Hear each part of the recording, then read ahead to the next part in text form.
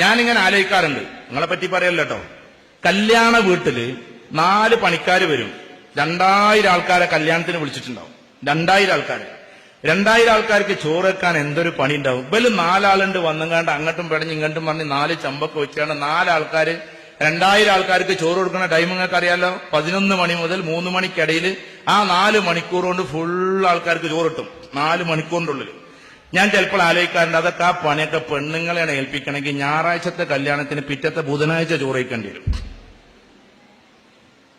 2000 നിങ്ങൾ 5 ആൾക്ക് ചോറ് വെച്ചിട്ടാണ് ഇപ്പൊ ഈ പ്രശ്നം മുഴുവൻ. അടുക്കളയിൽ അനങ്ങിയ പണിയാണ്.